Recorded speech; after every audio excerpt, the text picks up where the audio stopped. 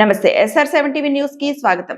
ప్రాథమిక ఆరోగ్య కేంద్రం బుచ్చినాయుడు కండ్రింగ ప్రపంచ ఆరోగ్య దినోత్సవం ప్రతి సంవత్సరం జరిగేటటువంటి ప్రపంచ ఆరోగ్య దినోత్సవం సందర్భంగా బుచ్చినాయుడు కండ్రింగ మండలం ప్రాథమిక ఆరోగ్య కేంద్రం నందు వైద్యాధికారి డాక్టర్ మురళీధర్ రెడ్డి, డాక్టర్ ఉదయ్ కుమార్ మరియు ఆరోగ్య అధికారి డిఎన్ వెంకటేశ్వర్లు ఆధ్వర్యంలో ఆశా కార్యకర్తలకు, ఏఎన్ఎంలకు మరియు MLHPలకు అవగాహన సదస్సులు కల్పించడమైనదే.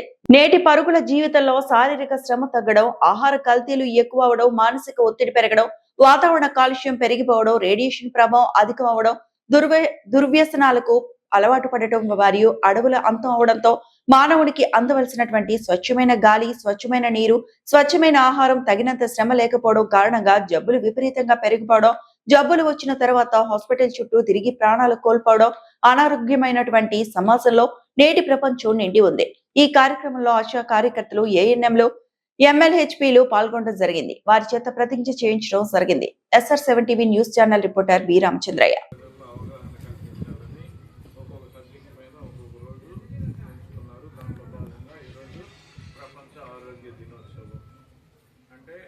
ఆరోగ్యంగా ఉండాలంటే మనం ఏం చేయాలి, పబ్లిక్లో ఏం అవేర్నెస్ ఇవ్వాలి, అందరూ ఆరోగ్యంగా జబ్బు వచ్చిన తర్వాత హాస్పిటల్కి వెళ్ళి ట్రీట్మెంట్ తీసుకోవడం కన్నా జబ్బులు రాకుండా ఉండాలంటే మనం ఏమేమి చేయాలి, మన ఆరోగ్యాన్ని ఎలా కాపాడుకోవాలి అనేది మీరు పబ్లిక్లోకి అవేర్నెస్ ఇవ్వాలి. దాంట్లో ఏమేమి అవేర్నెస్ ఇవ్వాలి? మొట్టమొదట జీవన శైలి, మనము ఎలా వినండి మనము ఎలా బ్రతుకుతున్నాము, ఏం ఆహారం తీసుకుంటున్నాము అనేది గమనించాలి. మనము ఏం ఆహారం తీసుకుంటున్నాము, పౌష్టికరమైన ఆహారం తీసుకుంటున్నామా, పనికిమాలిన ఆహారం తీసుకుంటున్నామా అనేది కూడా మనం గమనించాలి. వాళ్ళకి అవేర్నెస్ ఇవ్వాలి. పౌష్టికాహారం అంటే ఏమి, దాంట్లో ఏమేమి ఉండాలి, మనం తీసుకునే వాటిలో ఏమేమి ఉండకూడదు అనేది వాళ్ళకి తెలియజేయాలి మొట్టమొదటిగా. రెండవది మంచి అలవాట్లు, మంచి హ్యాబిట్స్ అంటే మద్యపానము, ధూమపానము, గంజాయి, హెరాయిన్, పొగాకు ఇటువంటివన్నిటికీ దూరంగా ఉండడము ఒకటి.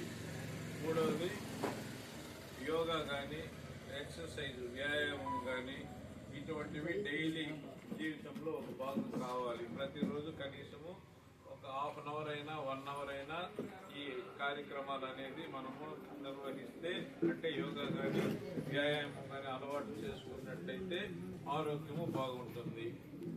నెక్స్ట్ వాతావరణంలో పర్యావరణాన్ని పరిరక్షించుకోవాలి.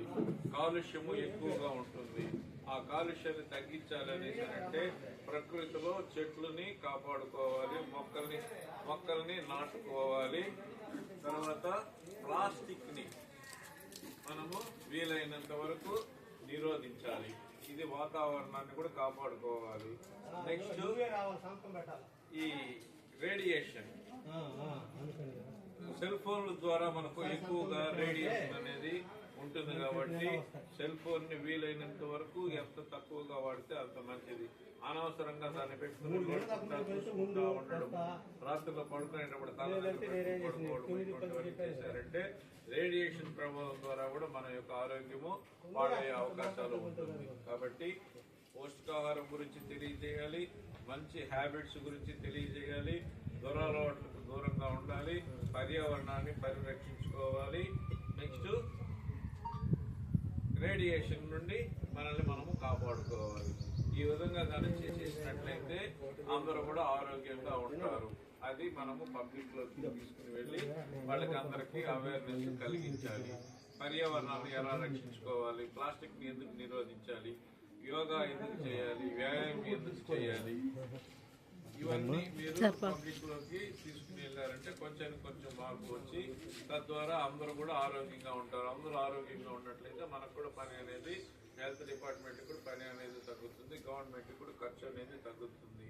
కాబట్టి దీన్ని మనము జబ్బులు వచ్చి ట్రీట్మెంట్ తీసుకోవడానికన్నా కూడా రాకుండా చేసుకోవడము బెటర్ అనే ఉద్దేశంతో ఈ కార్యక్రమాన్ని ప్రతి సంవత్సరము ఏప్రిల్ 7వ తారీఖున దేశవ్యాప్తంగా ప్రతి చోట అవగాహన కల్పించాలని ఏర్పాటు చేశారు. కాబట్టి మీరు కూడా ఫీల్డ్లోకి వెళ్ళినప్పుడు వాళ్ళకి వాటిపైన అవగాహన అనేది కల్పించండి.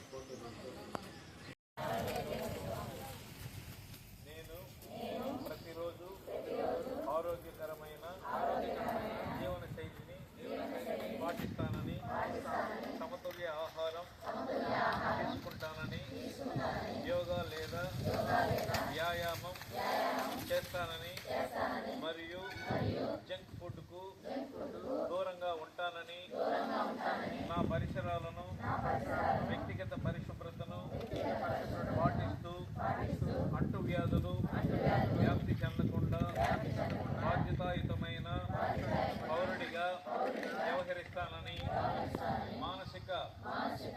ఆరోగ్యానికి ప్రాధాన్యత ఇస్తూ ఒత్తిడిని అధిగమించి సానుకూల దృక్పథంతో ఉంటానని ప్రపంచ ఆరోగ్య దినోత్సవం సందర్భంగా నా కుటుంబం మరియు చుట్టుపక్కల వారి ఆరోగ్యం పట్ల అవగాహన పెంచుతానని మరియు అందరికీ ఆరోగ్యకరమైన వాతావరణాన్ని కల్పించడానికి కృషి చేస్తానని, వ్యాధి వచ్చిన తర్వాత చికిత్స తీసుకోవడం కంటే రాకుండా నివారించుకునే జీవన శైలిని అవలంబిస్తానని ప్రతిజ్ఞ చేస్తున్నాను.